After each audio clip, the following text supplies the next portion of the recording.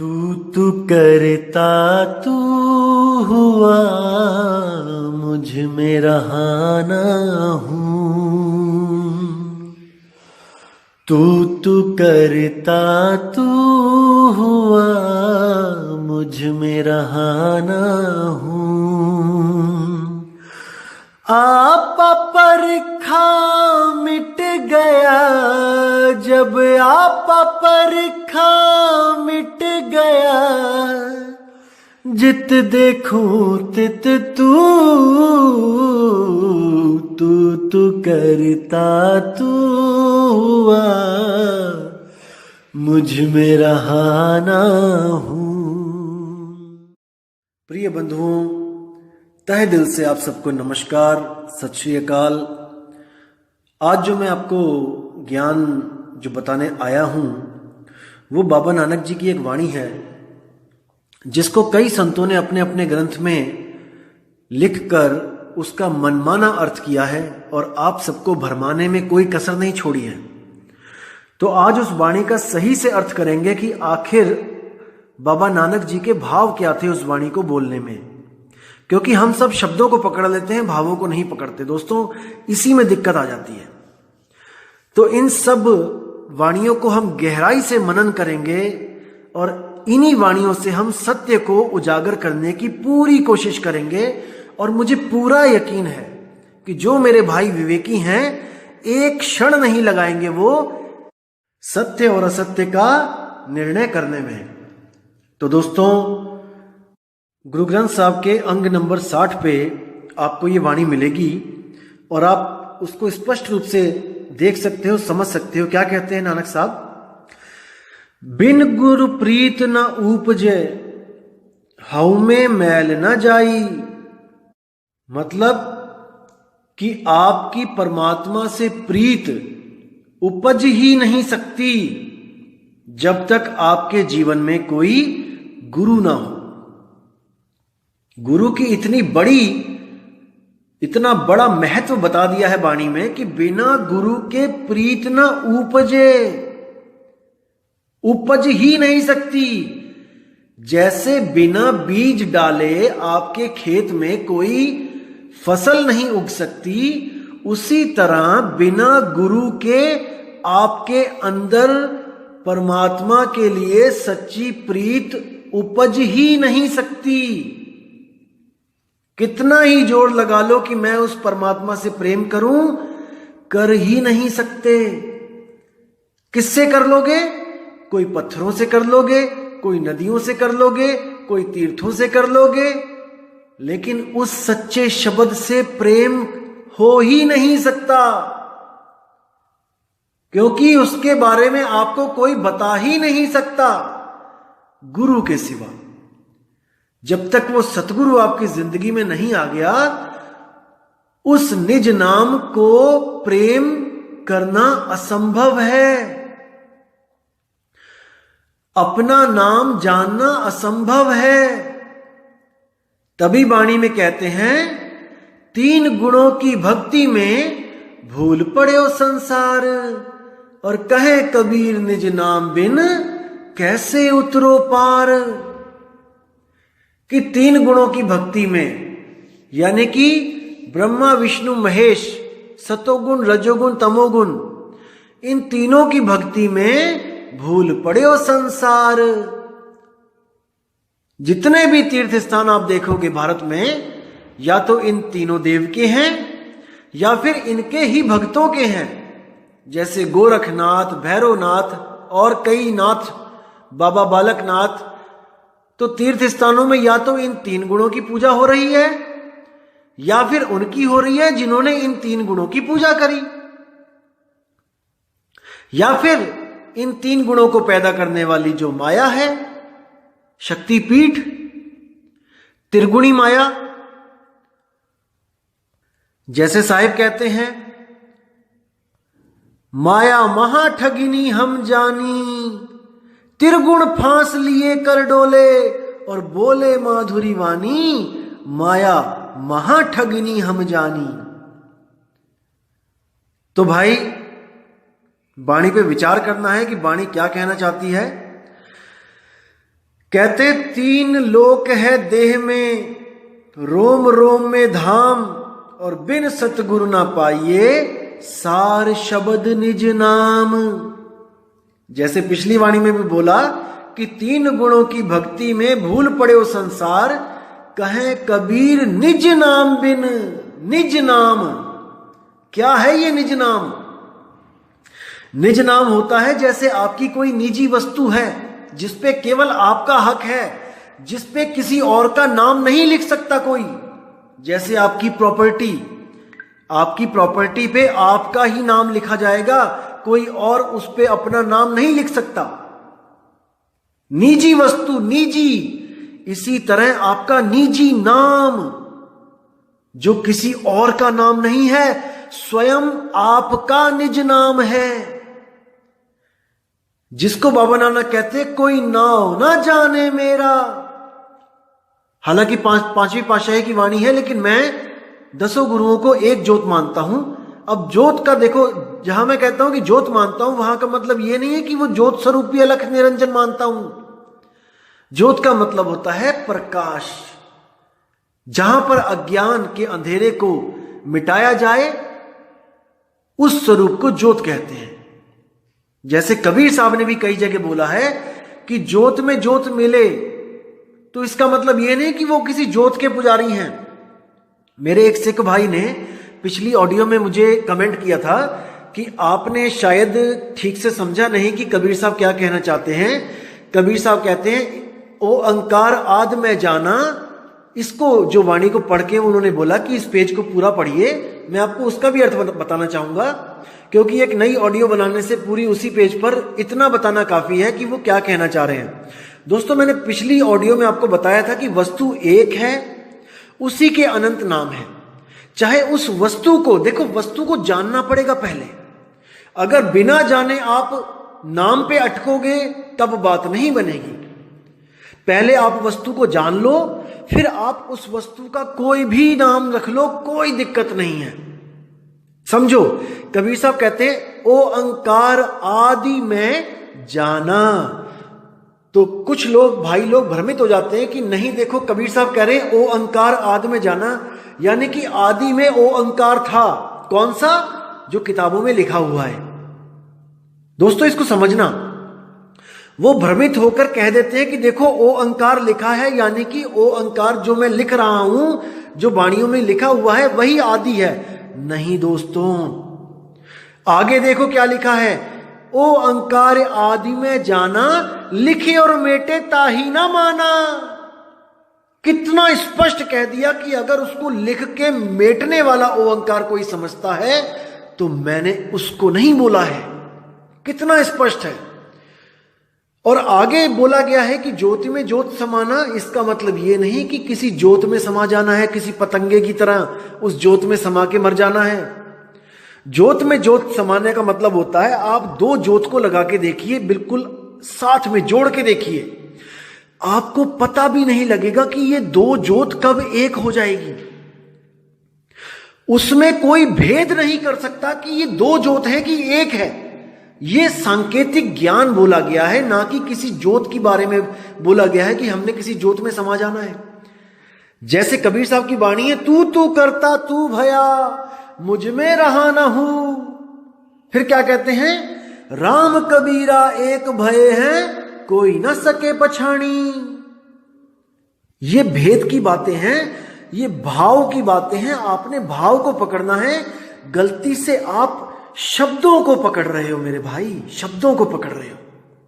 जब आप वस्तु को जान जाओगे, चाहे उसको ओंकार कहो, चाहे उसको ब्रह्मा कहो, चाहे उसको विष्णु कहो, चाहे उसको जो मर्जी कहो, लेकिन जानने के बाद जब आप उसको जान जाओगे तो जो मर्जी कहो। जैसे गरीबदास जी ने अपनी वाणी में कई जगह कहा है कि आदि गणेश मनाओ। अब इसका मतलब ये नहीं कि वो गणेश की बात कर रहे हैं जो भोले शंकर और पार्वती के बाद पैदा हुआ है। उन्होंने बोला है आदि गणेश मनाओ। आदि कौन है? आद सच, जुगाद सच, है भी सच, नानक होसी भी सच। उस आदि गणेश को, यानी उस परमपिता परमात्मा को ध्याने की बात हो रही है। लेकिन लोग केवल शब्दों को पकड़ लेते हैं कि देखो गणेश लिखा है तो इसका मतलब वो सूंड वाले गणेश की बात कर रहे हैं। दोस्तों उसके आगे आदि भी लिखा है, आपको वो क्यों नहीं दिख रहा है? आदि का मतलब ये सृष्टि भी नहीं थी, कुछ भी नहीं था, ना धरती ना आकाश ना पाताल, ना देव ना देवता, कुछ भी नहीं। उस वक्त जो आदि गणेश था उसको मनाने की बात कह रहे हैं। तो इन भावों को समझो मेरे दोस्त, मेरे भाई। अगर इन भावों को आपने समझ लिया तो दोस्तों वो दिन दूर नहीं है जब आप भी कहोगे कोई नाव ना जाने मेरा। उसको समझो मेरे भाइयों, समझो वक्त अभी है। अगर ये वक्त निकल गया हाथ से तो दोस्तों कुछ हाथ पल्ले नहीं रहेगा। अभी है समय, अभी समय है। और मैं उन दोस्तों से, उन भाइयों से बहुत माफी मांगना चाहूंगा जिनको मैंने गुरुजी का एड्रेस नहीं दिया। उन लोग ने 20-20 मेल भेज दी मुझे कि एड्रेस दे दो, प्लीज एड्रेस दे दो, लेकिन मैंने नहीं दिया। मैं माफी चाहूंगा, लेकिन मैं आपका भला जानता हूं दोस्तों। मुझे पता है कि आपका भला कहां पे है। मैं नहीं चाहता कि किसी कच्चे घड़े में पानी आए और उसका भी वो हाल हो जाए जो एक स्वयंभू आत्मज्ञानी का हो चुका है। मैं नहीं चाहता कि कच्चा घड़ा पानी में टूट जाए, नहीं। मैं चाहता हूं कि आप इतने पक्के हो जाओ, इतने मजबूत हो जाओ कि आपके पास 1% भी भ्रम ना भटके, 1% भी संशय आपके मन में ना रहे। तब अटल होकर आप आना। जैसे कोई लड़का किसी लड़की से शादी करता है या कोई लड़की किसी लड़के से शादी करती है, दोस्तों जब तक शादी का बंधन बंध ना जाए उनमें अटल विश्वास होता है एक दूसरे के प्रति, तभी तो वो एक दूसरे से शादी करना चाहते हैं। अगर शादी से पहले हल्की सी भी उनके कान में कोई भनक पड़ जाए कि ये लड़का ठीक नहीं है या ये लड़की ठीक नहीं है, दोस्तों भले वो शादी कर दें, लेकिन उनमें वो प्रेम कभी नहीं जाग सकता जो तब जागता जब वो दोनों के बारे में कोई संशय नहीं होता उनके मनों में। इस बात को समझो। मैं नहीं चाहता कि कोई मेरा भाई जल्दबाजी में नाम ले और फिर उसको बाहर से कहीं कोई ऐसी चीज पता लगे और उसको भ्रम आ जाए कि नहीं शायद वो ठीक है। दोस्तों सत्य एक होता है, इसीलिए मैं संतों की सब वाणी आपके सामने खोल के रखना चाहता हूं ताकि आपको भ्रमित करने वाला इस दुनिया में कोई पैदा ना हो।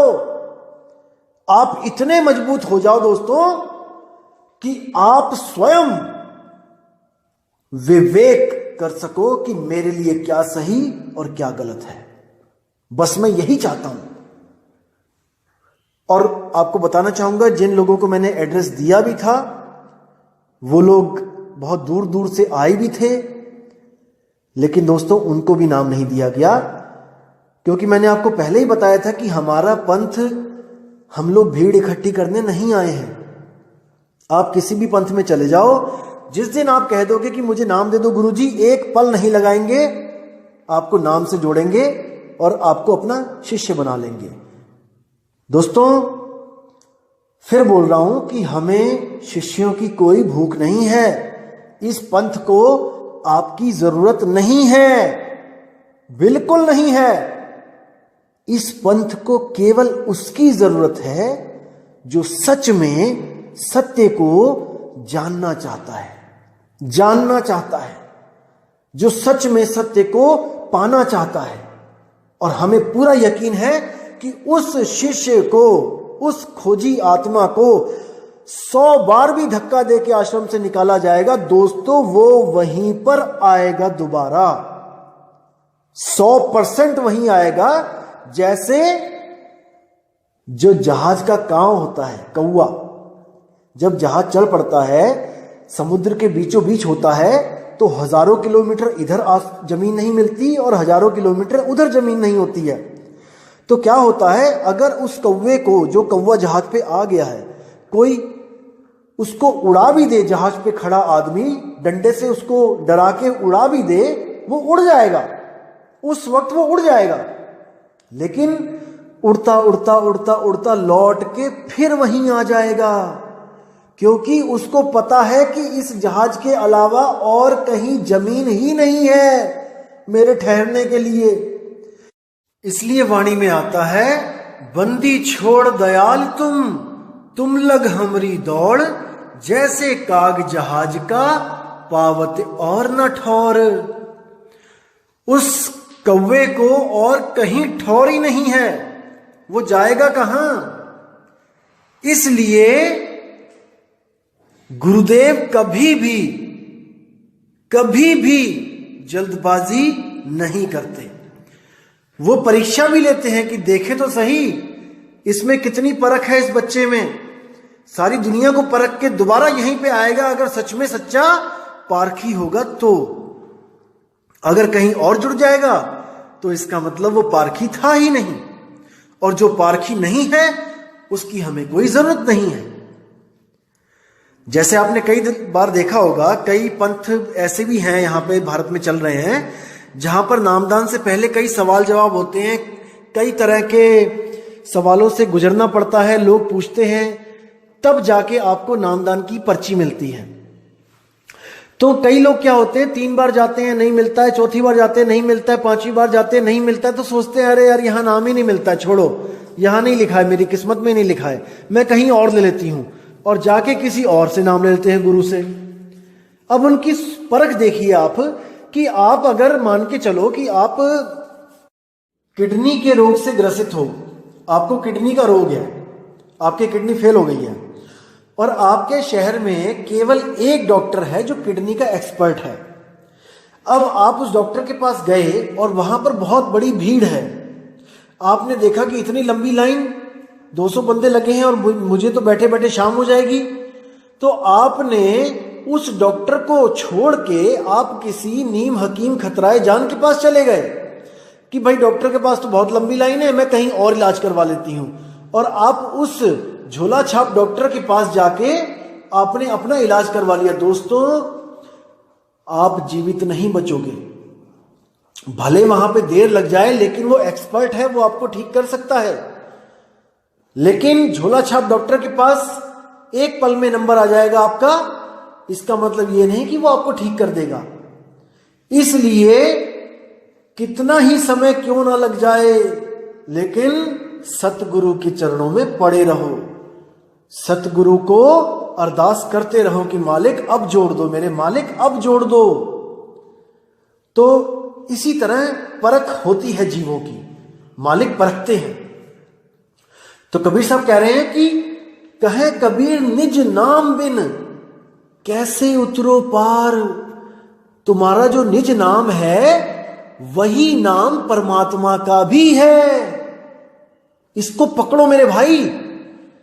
जो तुम्हारा निज नाम है वही नाम परमात्मा का है, दोनों एक से ही हैं, एक ही हैं, इसको मान के चलो कि वो एक ही है। जैसे आप शीशे के सामने खड़े हुए तो आपने क्या बोला वहां पे कि जो तू सो हम, यानी जैसा तू है, जो दिख रहा है मुझे, जैसा तू है वैसा ही मैं हूं, यानी हम दोनों में कोई भेद नहीं है, दिखने में हम दोनों एक से हैं। जैसे आपको कोई कहता है ना कि अपनी फोटो दो, अपना चित्र दो, इसका मतलब जैसे आप हो बिल्कुल वैसा ही आपका चित्र होगा, जैसे तुम वैसी तुम्हारी फोटो, जो तू सो हम।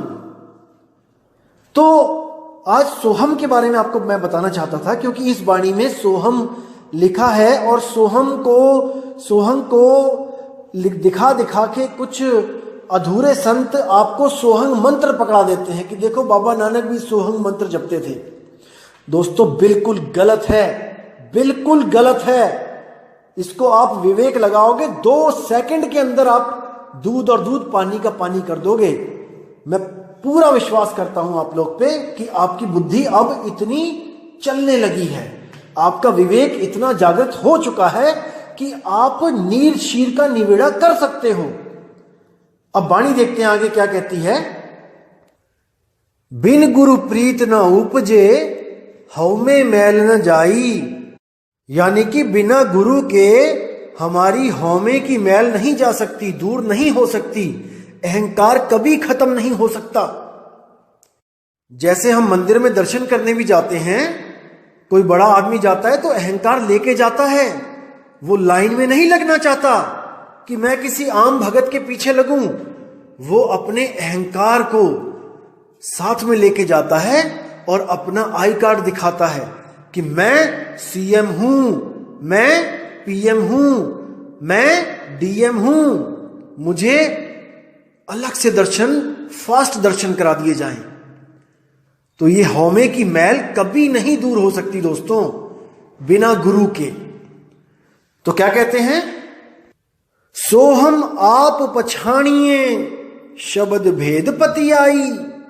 कितनी प्यारी वाणी है कि तुम सोहम को मंत्र मत समझो, सोहम आप पछाणिए, यानी कि खुद को सोहम पहचानो कि तुम ही सोहम हो। एक बहन ने कमेंट में बड़ा अच्छा लिखा कि क्या सोहम हम ही हैं। मैंने उसको पढ़ा और मुझे इतनी खुशी हुई कि देखो जागृति, देखो आत्मा की, कितने प्यार से लिखा। उसने पूछा मुझे कि क्या सोहम हम खुद हैं। हाँ मेरी बहन, हम ही सोहम हैं, हम ही सोहम हैं। जैसा तू वैसे हम, जो तू सो हम। समझो, कबीर साहब से पहले सब जितने भी ऋषि मुनि, पीर पैगंबर, ये सब सोहम का जाप करते थे, लेकिन कबीर साहब ने जाप नहीं बोला। कबीर साहब के आने से पहले भी सोहम था यहां पे, लेकिन वो एक मंत्र था, उसको जपा जाता था। जैसे आप शिव सूर्योदय में पढ़ोगे या फिर आप गरुड़ पुराण में पढ़ोगे, इनमें सोहम मंत्र है, लेकिन गुप्त रूप में है, आपको दिखाई नहीं देगा। जब मैं दिखाऊंगा तब दिखेगा। कई लोग कहते हैं ना कि सोहम मंत्र 52 अक्षर वाले किसी ग्रंथ में नहीं है, यानी कि संस्कृत के शब्दों वाले किसी ग्रंथ में नहीं है। दोस्तों मैं दिखाऊंगा, मैं फोटो भी भेजूंगा उसकी, आप उस पर परख करना। वो गुप्त रूप से दिखाया गया है उसमें, लेकिन उसको उजागर जरूर करूंगा मैं, और आप समझ जाओगे कि वो क्या चीज है, सोहम ही है। तो क्या कहते हैं कबीर साहब, कहते हैं कि सोहम जपो नहीं भाई, सोहम तुम खुद हो। तो साहिब कहते हैं सोहम शब्द हम जग में ले आए, और सार शब्द हमने गुप्त छुपाए। यानी कि सोहम शब्द हम जग में ले आए, यानी कि आत्मा का ज्ञान मैं जग में लेके आया हूं। नहीं तो बड़े से बड़ा देव भी ओमकार का जाप कर रहा था, बड़े से बड़ा भगवान किसी ना किसी मंत्र का जाप कर रहा था। लेकिन सोहम शब्द हम जग में ले आए, ये आत्मा का ज्ञान मैं इस जग में लेके आया हूं, नहीं तो कोई भी आत्म ज्ञान को प्राप्त नहीं हो सकता।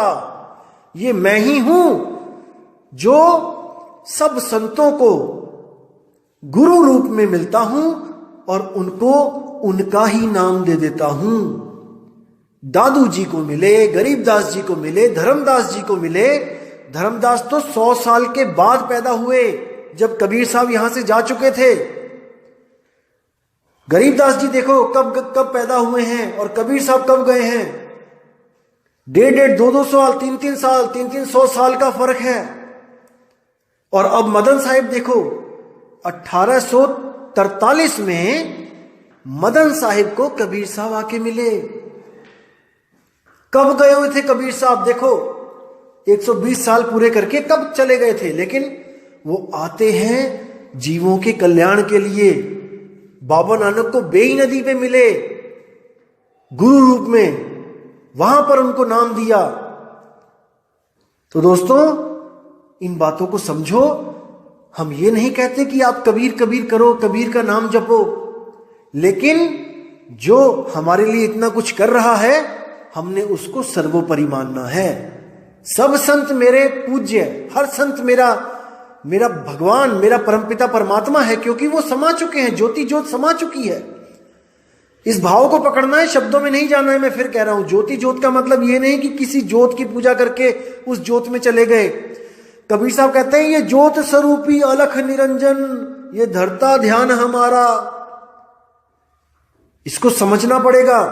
ज्योत स्वरूपी हाकिमा जिन अमल पसारा, अमल मिटाऊं तासु का पठाऊं भव पारा, कहे कबीर अमर कर राखूं जो निज होए हमारा। जो इस ज्योत को त्याग दे और हमारी प्रतीत कर ले, उसको मैं भव सागर से पार कर देता हूं और उसका स्वरूप बिल्कुल वैसा हो जाता है जैसा परमपिता परमात्मा का होता है। अब उनमें कोई पहचान नहीं सकता। जैसे कहते हैं अब तो जाए चढ़े सिंहासन, मिले हैं सारंग पानी, और राम कबीरा एक भय हैं, कोई न सके पछाणी। अब वो दो नहीं रह जाते हैं, अब वो एक हो जाते हैं।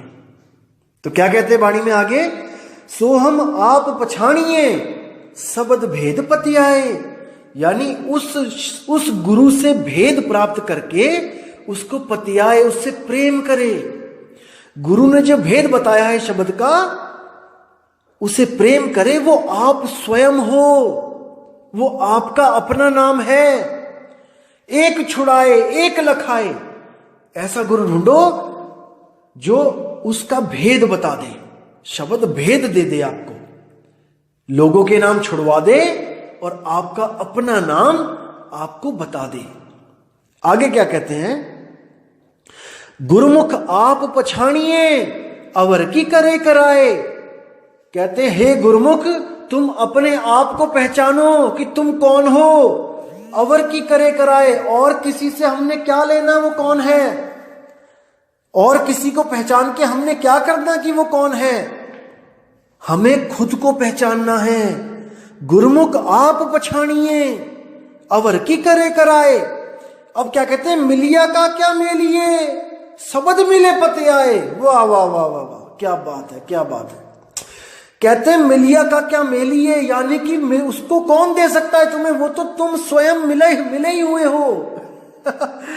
देखो कितनी प्यारी बात है। लेकिन जिसको भेद पता है वो इसको समझ सकता है, जिसको भेद नहीं पता वो सोहम जपने लग जाएगा, और अधूरे गुरु उसको सोहम जपाने लग जाएंगे। ये वाणी प्रमाणित करके कि देखो नानक साहब भी सोहम जपते थे।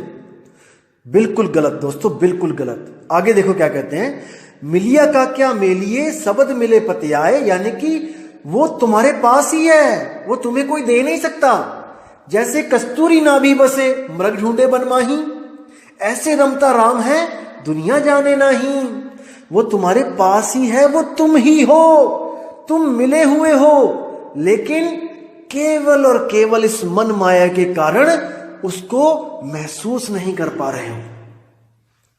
वो तुम हो, तुम यहां पर मिले हुए हो इस शरीर में। ये शरीर चल रहा है क्योंकि तुम हो इस शरीर में, तुम आत्म रूप हो, लेकिन खुद को बिना शब्द के प्राप्त नहीं कर सकते। बस इतना समझ लो। आगे क्या कहते हैं, मनमुख सोझी ना पावे बिछुड़े चोटा खाई। मनमुख इन बातों को नहीं समझ सकता और वो बिछड़ के चोटा खाएगा, यानी जन्म मरण में भ्रमित हो जाएगा, मां के गर्भ में चला जाएगा, अपने असली घर नहीं जा पाएगा। नानक दर घर एक है और न दूजा जाई। अब देखो साफ बोल दिया कि नानक दर घर एक है, यानी कि जो इस शब्द को प्राप्त कर लेता है वो उसी एक घर में चला जाता है, जो घर सबके पास है। सबके पास है, कहीं जाना नहीं है, कहीं सतलोक अलखलोक अगमलोक नहीं जाना है। एक घर को छोड़ के दूसरा घर को छोड़ के तीसरा घर, वो सबके पास है। उसी शब्द में सुरती को समाना है और वही शब्द गुरु उसका असली घर है। अब कई लोग मुझे कहते हैं कि आप बोलते हो कि सतनाम स्थान है जहां पे सुरती समाएगी और सतनाम ही परमात्मा है। जैसे दिल्ली एक स्थान भी है, दिल्ली एक परमात्मा यानी एक इंसान भी है, ऐसा कैसे हो सकता है, कई लोग कहते हैं। दोस्तों आपको बताना चाहूंगा, जो मां है, मां का उदाहरण दूंगा, जो मां है वो एक इंसान है, लेकिन मां की गोद एक स्थान है। समझो मेरे भाई, मां एक इंसान है और मां की गोद एक स्थान है। जब बच्चा वो गोद में रखती है तो उसको पूछा जाता है कि बच्चा कहां पे रहता है, कहां पे है इस वक्त, कहां पे बैठा है, तो मां की गोद में बैठा है। दोस्तों बैठा तो स्थान पे ही जाता है ना, लेकिन स्थान होते हुए भी वो मां है, वो इंसान है। इसी तरह शब्द वो परमात्मा भी है, वो स्थान भी है जहां पे श्रुति को जाके ठहरना है। गहराई से समझो, समझ में आएगी ये बात। दोस्तों आएगी, इतने विवेकी आप हो चुके हो कि इस बात को आप समझ सकते हो। तो दोस्तों ये जो शब्द था ये बहुत जरूरी था बताना आपको, क्योंकि कई लोग भ्रमित हो चुके हैं और मुझे मेल्स भी आती हैं कि देखो संतों की वाणियों में सोहम लिखा है और आप कहते हो कि सोहम नहीं जपना है। दोस्तों सोहम नहीं जपना है। संतों का सोहम और जोगियों का सोहम अलग अलग है। जोगियों का सोहम मंत्र है और संतों का सोहम अपना आत्म रूप है। इसको समझो, जोगियों का सोहम श्वासों पे चलता है और संतों का सोहम श्वासा से भी न्यारा। श्वासों की भी जरूरत नहीं है, श्वास से तो शरीर कायम है, आत्मा को श्वासों की कोई जरूरत नहीं है। आत्मा बिना श्वासों के भी अमर है। इसको समझो मेरे भाई, और पूरी उम्मीद है मुझे आप समझ चुके हो। तो दोस्तों इसी के साथ मैं वाणी पे विराम देता हूं और अगली ऑडियो बहुत जल्द भेजूंगा। और जो मेरे भाई कह रहे हैं कि कर नैनो दीदार महल में प्यारा है का पार्ट 2 और 3 जल्दी बनाओ, दोस्तों बहुत सी ऐसी बातें हैं जो आप जब तक नहीं समझ गए आप उन चीजों में कंफ्यूज हो जाओगे। वो मैंने आपको बताया था कि वो वाणी सबसे इंपॉर्टेंट वाणी है जिसमें हर भेद बता दिया गया है, लेकिन आपके कंसेप्ट बहुत से क्लियर करने हैं मैंने, ताकि आपको वो वाणी पूरी अच्छी तरह समझ आए। इसलिए मैं नहीं चाहता कि मैं उस वाणी को पहले बना दूं और आप कंफ्यूज हो जाओ। उससे पहले बहुत से कॉन्सेप्ट क्लियर करने हैं मैंने आपके, ताकि आपको बिल्कुल पानी की तरह वो वाणी समझ में आए। तो दोस्तों आपसे मैं अब विदा चाहूंगा और मालिक से अरदास करूंगा कि आपके विवेक में बढ़ोतरी करता ही जाए और आप सत्य की तरफ बढ़ते जाओ। बस यही मेरे दिल की अरदास है कि हर मेरे भाई को सत्य से रूबरू मेरा मालिक जल्दी करवाए, ताकि आप सबका जन्म मरण जीते जी खत्म हो जाए। जीते जी, मरने के बाद नहीं दोस्तों, जीते जी पाना है उसको, तभी तो आप गवाही दोगे कि हां मैं मुक्त हूं। मरने पे कोई मुक्त नहीं हुआ है। तो दोस्तों विदा चाहता हूं अब। जय गुरु बंदी छोड़ मदन साहिब, जय गुरु बंदी छोड़ वैराग साहिब, जय जय बंदी छोड़ सतगुरु सत्य कबीर साहिब की सदा ही जय हो। साहिब बंदगी सतनाम, सत श्री अकाल।